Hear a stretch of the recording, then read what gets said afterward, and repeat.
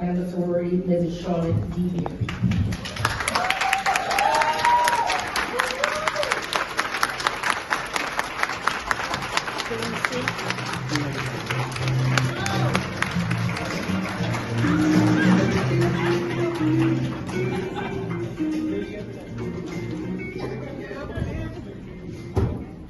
Thank you, National President-elect Jax.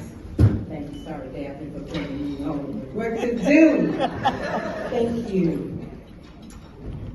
Blessed are those who plant trees under whose shade they will never sit. Blessed are those who plant trees under whose shade they will never sit. Good afternoon, Saras, guests, Palata, Minnevaota, and the Southwest region.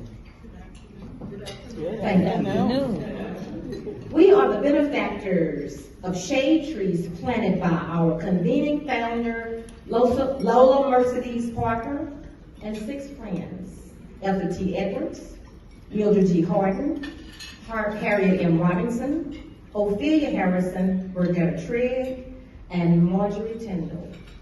95 years later, there are trees planted in 5 regions throughout the United States, the District of Columbia, and the U.S. Virgin Islands.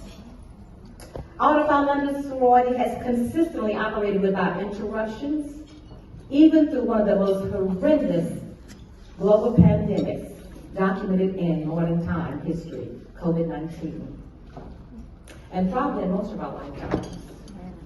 But what we did, we regrouped and we pivoted through the use of technology, providing the opportunity for our very first virtual national convention in 2021. Did we not do that, Revolution Director? We did that, did we not? And I want to congratulate and salute the tech team that came together as a part of that helped us pull that together. The engine of change and progress is through human ingenuity. Sustainable development requires human ingenuity. The times in which we are living may be summarized as the age of globalization, information, communication, mobilization, cultural diversification, mergers and networking, longevity of life. We're living longer. Technology, political and religious transition, and rapid transformation.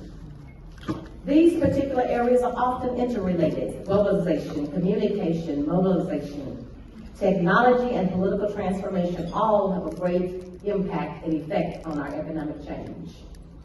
So what does this convergence of all these aspects have to do with our lives and what we do in our London sorority? I'm so glad you asked.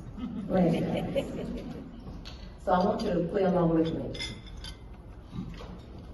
I want all of you, I know you're probably full, pull out those cell phones, get them out your purses, get them out your pockets, and hold them up proudly, hold them up. Don't be ashamed, hold them up. I got an Android, this is my original director's iPhone, she's an iPhone. But I'm not ashamed, sorry, with the Android. Shame.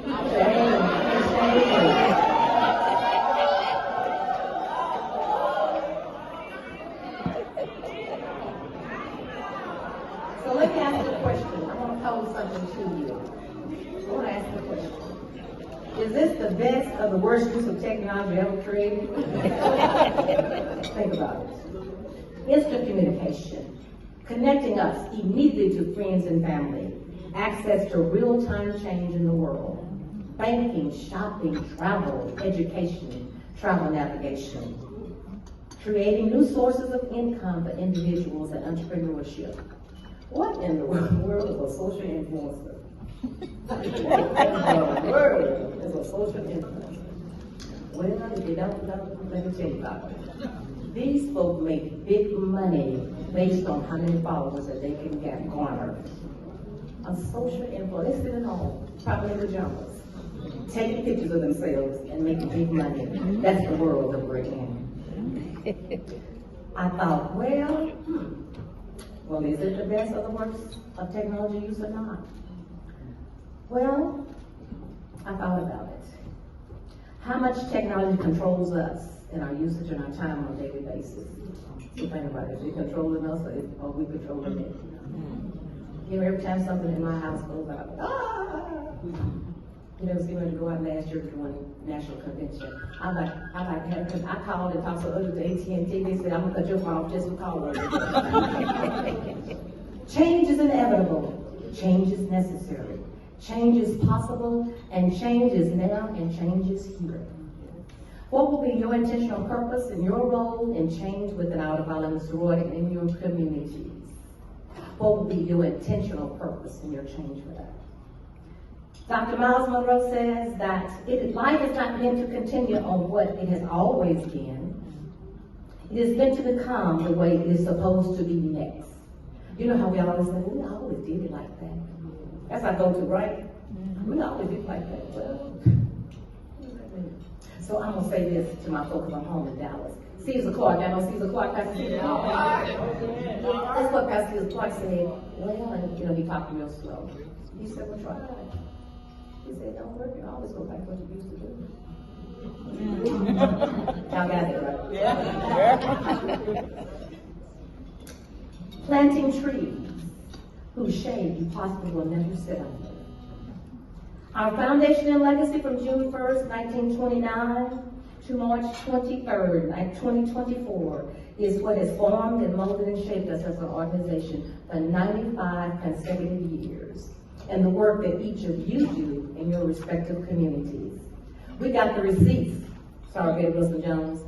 You know what they call it? It's history. Y'all notice I try to do stuff that young people say. We got your receipts. But we call it history. That's what we have.